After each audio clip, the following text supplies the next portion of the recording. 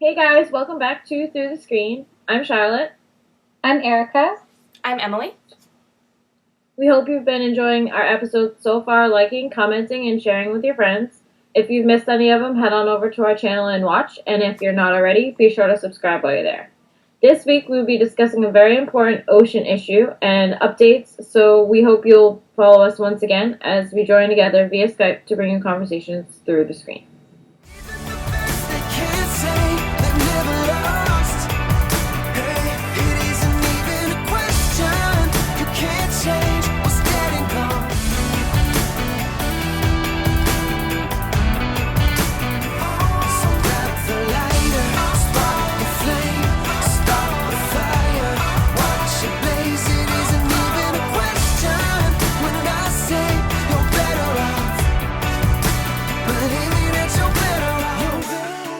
This episode, we will be discussing ocean dredging and how it has been particularly harmful for one area in South Carolina.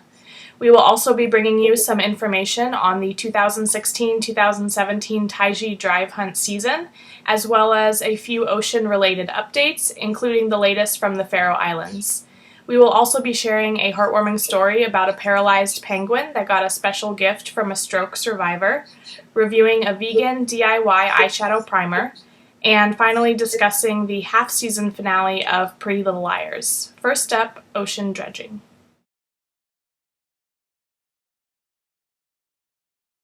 This week we wanted to discuss dredging, what it is and why it's harmful. So dredging is simply removing silt and material from the bottom of the waters. Basically, as sand and silt gradually washes downstream, it begins to fill channels and harbors, which then the material must be moved frequently by dredging. So now Charlotte is going to talk about what is happening in South Carolina. For my part in this topic, I plan to discuss a state that has done the research on the recent dredging projects and have seen dramatic results, which is South Carolina. As Erika explained, dredging is the removal of sand and sediment from one area of the ocean floor to another. If you've never seen this, picture the Titanic with a fire hose coming out the end of it. This process is anything but gentle, but the issue is along with the sand and the sediment, the dredges are also scooping up small organisms, tiny bugs, plants, and some shellfish. Researchers have kept an eye on the dredging projects and found that several years after the dredges have finished, some as long as 8 years, had found that many of these organisms, bugs, plants, and shellfish that once thrived the sand-plenished ocean floor had not returned. In its place were long stretches of muddy ocean floors, hardly suitable for many organisms that once inhabited it. Which of course brings up the greater concern of the bigger fish and ocean creatures that live off these organisms, plants, bugs, and shellfish. They will either die or relocate to find new food sources, which could destroy South Carolina's once thriving ecosystem.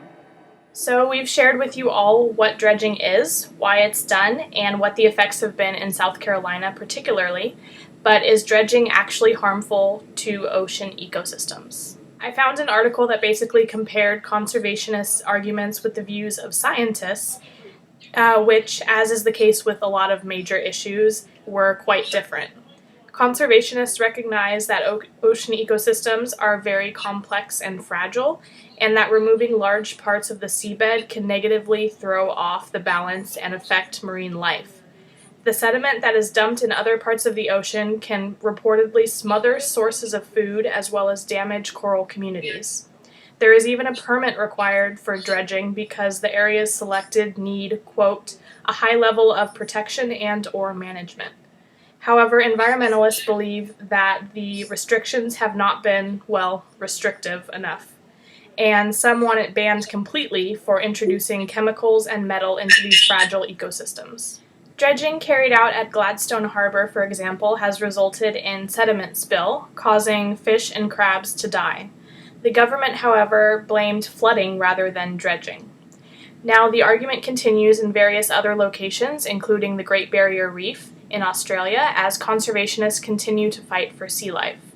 On the other hand, North Queensland bulk ports have claimed that science shows there is no real evidence that dredging is harmful to marine environments and that it's safe to go ahead with current plans to dump sediment in the Great Barrier Reef Marine Park.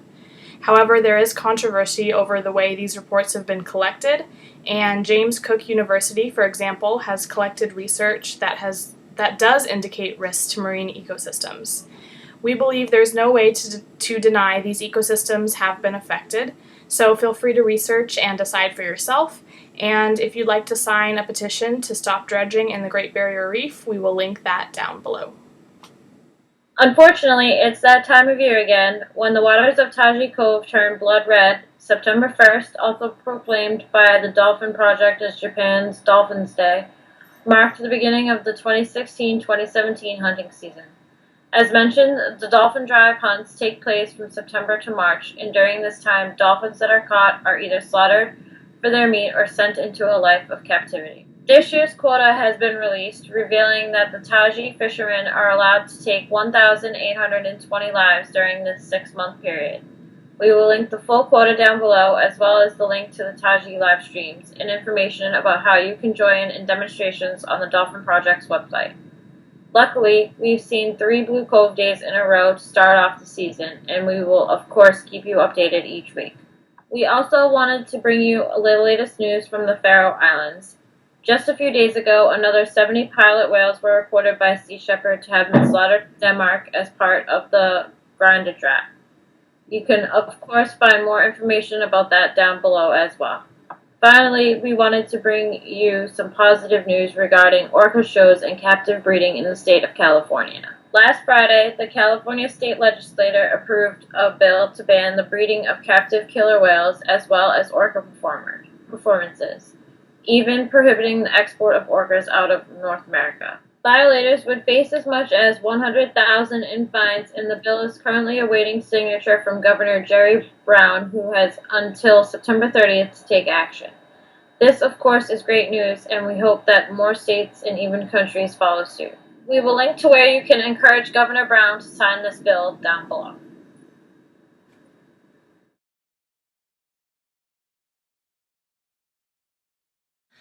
This week's heartwarming story is about a paralyzed penguin that was given a second chance by a rescue center, and more specifically, a man who understood his struggles.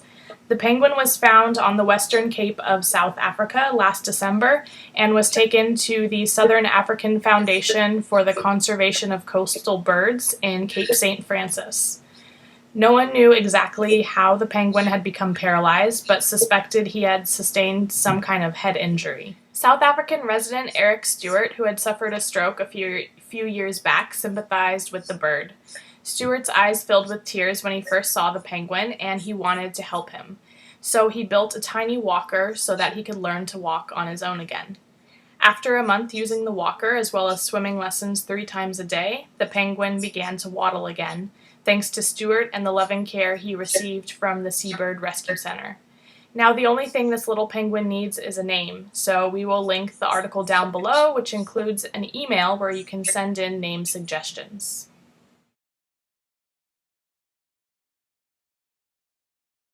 This week's Season 7 Part A, season finale of Pretty Little Liars, was absolutely insane. We witnessed a lot of dark sides coming out. The characters know how to hold a grudge and snap. We also saw some of our favorite couples come back together. Caleb, of course, was a favorite. We also were left questioning whether Ezra will actually be a thing moving forward into the season.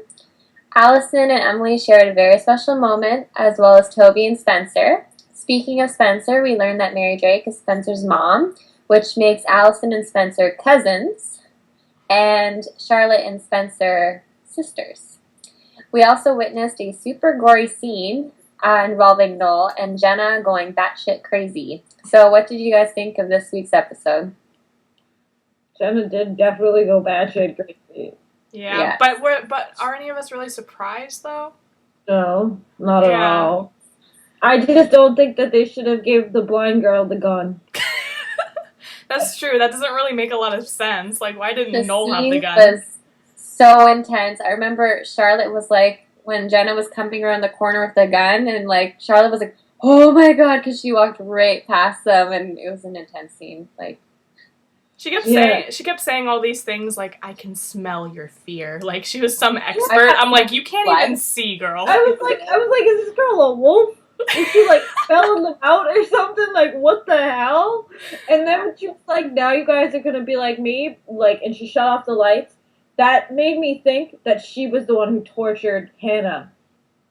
Because the lights were always off, and she always had these goggles on. The person always had these, like, goggles on, these night vision goggles. So I always, like, that made me think, was it Jenna who was actually, like, torturing Hannah? Yeah. Like, because, I mean, we don't know for sure if that was Noel or not, and I don't know if we're ever going to find out, because, by the way, he got decapitated. Yeah, that was kind of, whoa. I was like, damn. She was like, oh my god! Oh my god! Although I don't God. really understand how that happened, but I guess it doesn't really matter. It's TV. But he like went. But no, I'm just saying, like, the way the thing was, it doesn't seem like it would logically cut off his head the way he was holding it. But yeah, it was like it like stuck into the floor, and then they hit him, and he fell over, and he hit it. Yeah, yeah. I don't think it would have completely solidly decapitated him either. I think, if anything, like, he would have been stuck to it. As, like, gross and gory as that sounds, too, like, he probably would have been, like, stuck to it. When we say Pretty Little Liars has gotten dark, we mean it. Yeah. Like, we saw Sydney come back, too, which... I know, I was like, who is this bitch? For a second, I was like, wait, why do we know her? Where is she from? I forget. Yeah, like, I forgot who she was. Yeah. I was like, who's this girl? I forget her. Something about swimming. I don't know. Oh. Yeah, so she's clearly with Jenna, like, working with Jenna. Yeah. And Noel, and then when I saw Mary Drake in there, I was like, oh, man. I know, I was like, wait, why is Mary Drake in there? The other thing I realized, though, is Mary Drake is working with AD. Oh, because she put Jenna in the van. Because that AD was AD took Jenna out of that room while Mary Drake went to Spencer. So do we trust Mary Drake or not, you know? And does that mean we trust AD? But remember, though, at the beginning of this was it the beginning of last season or the beginning of this season? I think it might have been last season. There was two people looking for answers. Right. One of them was not trying to hurt them, and the other one was. Right. So maybe AD and Mary Drake are on one side, and they're not trying to hurt them, while Jenna and whoever else is on the other side, and they are trying to hurt them. Right. Can you imagine if Jessica De Laurentiis wasn't actually dead? That's what I keep saying, but I don't know, probably not. I mean, really, no one ever dies on this show except for Noel, because there's no coming back from that. No. That dude's head rolled down the stairs. I don't think they had an extra head nearby to roll down the stairs, so I think he's the gone. First time it was like a bowling ball or something, and it scared them all. And then it was a head, and now we're just like, it was actually a head. It was actually a head. Yeah, but I mean, I will say though that the Spencer thing was not shocking to me at all. I think it was 2 episodes ago they made it very, very obvious to me, anyways, and I even pointed it out in one of our episodes that when Spencer was talking to that doctor, he was like, "You always go back to family," and she had this look on her face, and then she goes and looks at the photo album. I'm like, okay, there's something happening here. So when Mary was like, "I'm your mother," I was like, all right. It wasn't a shock to me. The other thing that wasn't a shock to me was the fact that every single time Allison said she was nauseous, I was like, this girl's pregnant. And then... Oh, that's true. She did say she was nauseous a lot. And then what happened? The girl is pregnant. As soon as she walked in the room looking like that, I'm like, she's pregnant. And Paige is so jealous. Paige needs to go away. I'm like, I don't care if you're mad. Get out of here. I want to see Emerson raise a family. Yes. That's really sad, though. Honestly, though, that it's Archer's baby. Yeah. Considering how completely psychotic and evil he was. Yeah, but that's another thing that throws me off because we know he was working with Mary Drake too. So is Mary Drake AD? I don't know. She seems to be like the common denominator here. I like her though. I hope she's good. But we don't know if AD is bad. AD could be good. True, AD could be good. And like I said, Jenna and the other ones, they could be the ones who are after them. Like we don't really know for sure. Right. We'll find out though in the last 10 episodes, hopefully. Whose kid is Melissa? Melissa is Is Spencer's Spencer. mom's. Mom, she's So that Haitian. means they're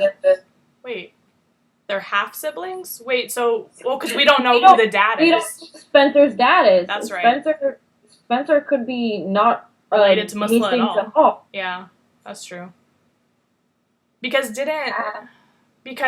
Spencer's dad had an affair with Jessica, right?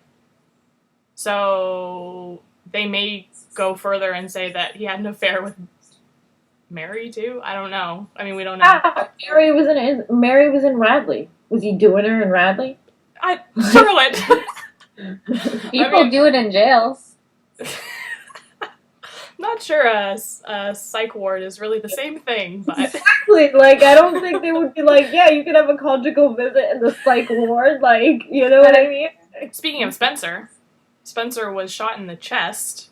Yeah. And I thought she was a goner, but apparently, you know, she's still going to the hospital. I'm like, how can you possibly survive if you're shot in the chest? But again, it's a TV show.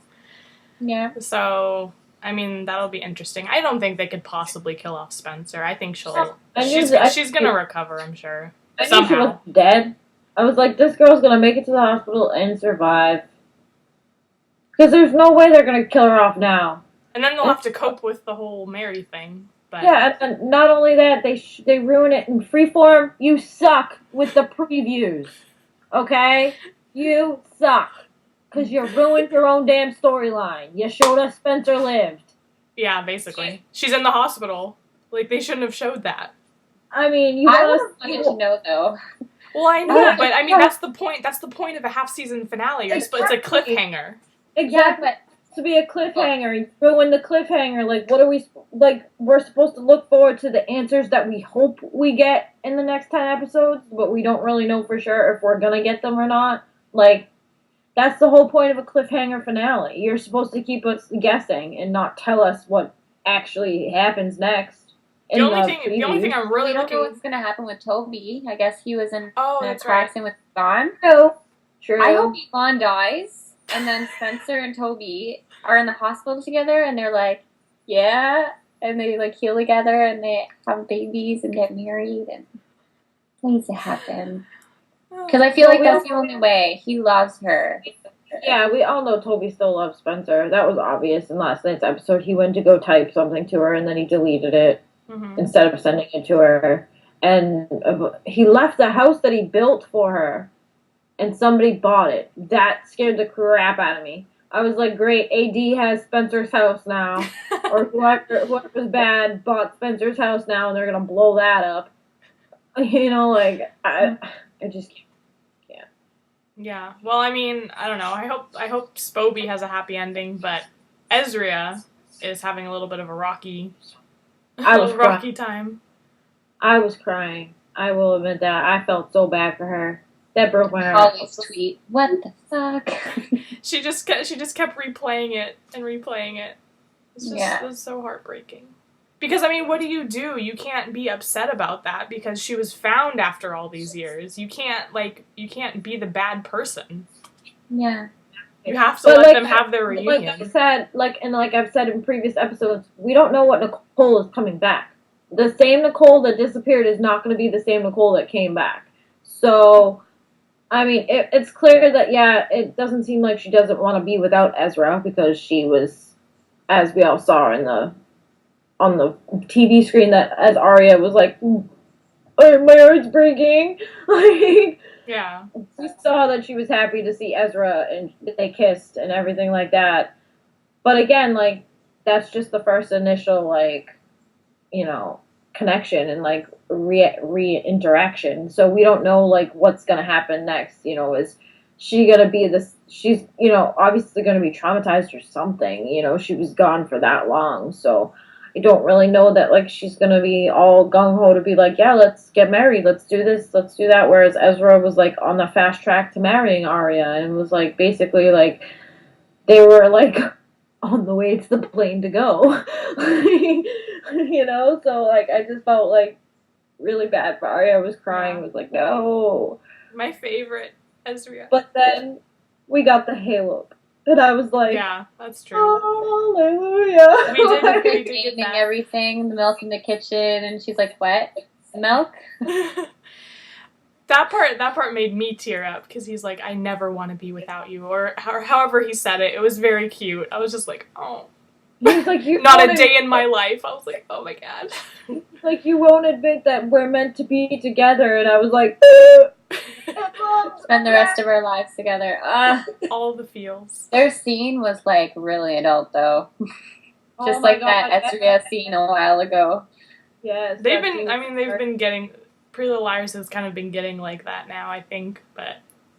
Yeah, that scene was very adult. Very, very. And I was so happy. I cried. I didn't cry at that scene. I was just really happy. I cried at Arya's though. When Arya was like, no. And then finally we come to Emerson. Yes. Emerson's actually happening. I don't know, I feel like Emily has too many love interests. I'm like, what is happening right now? You have Sabrina, you have Paige, and you have Allison. I mean, Paige doesn't stand a chance in my opinion, Honestly, none of them do. I think Allison's gonna win out. Well, yeah, of course. Because, I mean, Sabrina's, what? No. She has no interest in Sabrina, like, as you can tell, she doesn't even call her. And she couldn't tell her what was going on. Paige tried to kill her, okay? Like, I'm not getting past that. I'm never getting past that either. That's why I don't like her. I still don't like her. I hate Paige. Like, no. I used to like her, but after this episode, just her like, no. And then Jenna too. I used to love Jenna. This episode, no. Well, I mean, the one thing we do know is that Jenna and Noel did not know who AD was because Jenna seemed very shocked. She was like, "Are you AD?" She's like, and of course, we didn't see their face. I mean, I wasn't surprised about that, but yeah. Actually, the only clue that we got, well, we don't even really know if that was AD or if it was just some random actor that was playing it. True. But it did see like black hair. That's the only thing I saw. But again, like I said, we don't know if that's some random actor in the hoodie, like, just playing, like, so they don't have to pay the actual person that's to play that part, you know what I mean? Yeah. I mean, I will say that although I wasn't super, like, shocked about anything that really happened, I mean, there were some things that were shocking, but I will say that I am kind of looking forward to this next half because they have shown that they can really get, like, dark and intense. So, you know, Marlene's really stepping it up, so I have a feeling that it's going to get really crazy in the second half of the final season. It has been confirmed that Pretty Little Liars will end after this season. So Which we knew going into it. We knew that already. When they renewed it for season 5 and from season 5 on, we knew 7 was going to be the last season. They announced it a few years ago, which was why when people were freaking out about it last night, we were all like, why? This is news. We've known about it for a few years now. Marlene told us they were in denial. Yeah, I mean, Marlene told us she wrote it specifically this way so that it would be 7 seasons. So, I mean, we knew it was going to happen. But, I mean, there's not really much more you can take this story. Right. If you really think about it. You just have to start answering questions. Exactly. We need the answers. Like, it's getting now to the point where you've given us way too many questions, and we don't even know if it's physically possible for you to answer them all in 10 episodes. Right. Because there are still so many questions that need to be answered. Yeah. And she has a lot of work to do. I mean, I'm not discrediting her because we did get a lot of answers, you know, in this first part of the season. We did get some answers, and then in season 6, obviously, we got a lot of answers from previous storylines. But you know, 7 was supposed to be its own kind of storyline separate from those. So, I mean, I just don't know how she's going to answer it all in 10 episodes. It seems like it's mind-boggling to me. Me too. Okay, so as always, we encourage you to watch Pretty Little Liars with us. Go to Freeform's website and check it out for yourself. This episode was crazy, as you just heard. So leave your thoughts with us, and we'll link everything down below.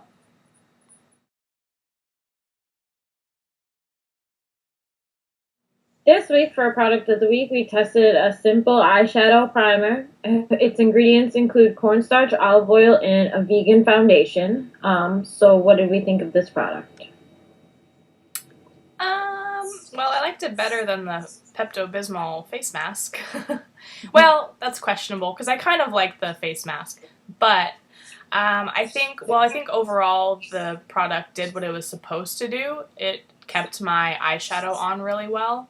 But it wasn't the best feeling to put on, I feel like, and I also feel like if you go by the recipe, it wastes a lot of your foundation if you don't keep using it and only use it once. But I mean, like I said, it did what it was supposed to do, but I don't think I would do it again. The good thing, though, is that it was like a vegan DIY eyeshadow primer as opposed to the Mary Kay eyeshadow primer that I have that is unfortunately tested on animals that I do not use. So, I mean, if I did want to use an eyeshadow primer, I could use this, but I probably won't be doing it again. So I didn't actually add in the vegan foundation because I don't use foundation, so I didn't have it, and I just didn't have time to go out and get it. But I did try it with cornstarch and olive oil. And yeah, I liked it. I used to use just like eyeshadow and mascara all the time, so I've recently just been using mascara. So I'm like, okay, I'll put on my eyeshadow, and I tried it with the primer, and like I thought it stuck really well. But it does use a lot, and like though I don't use like olive oil and cornstarch a lot in the kitchen, I just felt like I was wasting a lot of stuff because my eyeshadow in general sticks really well anyways. But other than that, like I had no problems with it. I liked it. See, like for me, I don't use foundation either, but I did have an old foundation that I used for it. But it was not anything like fantastic. You know, I would much rather just go out and buy the eyes, lips, and face primer, which is not tested on animals, and use that and pay like the $2-3 that it costs because it's so cheap and it works. So personally, that's me. But if you're ever like in a pinch and say you don't have it and you feel like you know you need it and you need it to put on eyeshadow, this does work. It does do its job. It is a very odd feeling. Yeah. I felt the same way Emily did, like putting it on, and I did feel like I was wasting. But for some reason, I kind of always feel like that when we do these types of products because I don't use these products over and over and over again consistently. Right. So I feel like I kind of waste things a lot. Like Erika felt like she was wasting, kitchen things, and Emily felt like she was wasting her foundation. So, I mean, I do feel like that. But if you use this stuff over and over again, that's what is actually like these ingredients are for, and like the amounts and stuff is to keep using it and to store it. Mm-hmm. We highly recommend it because if you can and you feel like you want to do that, then more power to you because that's awesome. It's just for me, I don't know, I can't see myself doing this, especially when I have the eyes, lips, and face one, which is just as good and not tested on animals and is vegan. Mm-hmm. So, like I said, if you want to try this product, you're more than welcome to. We encourage you guys to always at least give it a try, give it a shot. Like we said, it's better to store these products and keep using them again and again so you don't feel like you're wasting things. But if you don't feel like doing that or you don't like the product, please let us know because we want to hear your thoughts on it. This week's Song of the Week is the brand new track Wish You Were Here by Florence and the Machine from the soundtrack of the upcoming Tim Burton film Miss Peregrine's Home for Peculiar Children, which is set to be released in theaters on September 30th. In true Tim Burton style, the film looks to be a dark, eccentric fantasy, and this is very clearly expressed in the first few chilling notes of the song. With powerful lyrics about the journey and risk of love, this song is sure to get stuck in your head. So what did you guys think of this week's pick? I didn't love it, but I didn't hate it. The beginning kind of reminded me of Skinny Love by, I don't even know. The Birds, like, I think, yeah. Birdie. Artist is, yeah, okay. But the piano part, it kind of reminded me of that. So I liked that. And she has a beautiful voice. I'll give her that. Give her that. But it's just something I wouldn't really look up on my own. But if it was on the radio, I wouldn't change the station, kind of thing. It's a good song. That's my opinion. I love Florence and the Machine, so I was so excited when I heard the song, and I was like, we instantly have to do this. This is our song of the week, because it is just, yeah, I love Florence and the Machine, so I absolutely love this song. I always enjoy every song that they come out with, because they always tell a story, and that is so key for me to love a song and to relate to a song and to really, you know, be able to listen to it over and over and over and over again and not get sick of it. So that's just me. I was like so excited, so I loved it. So I really love this song. I love her voice. It really reminds me of Sia, who I just am a really, really big fan of. And I really love the first few notes of the song, because I think it really sounds like a song that would be in a Tim Burton movie. It just reminds me of like Alice in Wonderland and that kind of like fantasy. But then you get into the lyrics, and it's just like these beautiful, powerful lyrics about like love and like, you know, the journey and the risks and everything like that. But you know, I just really like, her voice gives me chills, so I really do love the song. But we hope you guys enjoyed this week's pick, and if you did, let us know. If you haven't heard the song, we will link everything down below as well, so that you can listen to it and tell us what you think. Okay, guys, that's our show. We hope you enjoyed this installment of Through the Screen. If you did, be sure to like down below and also subscribe to the channel. We also appreciate any feedback you may have. We post new videos every week, and we'd love you to all join us and tell your friends. Next week, we'll be discussing a brand new topic, so you won't want to miss it. Until then, thanks for watching, stay informed, and we'll see you next time. Bye. Bye.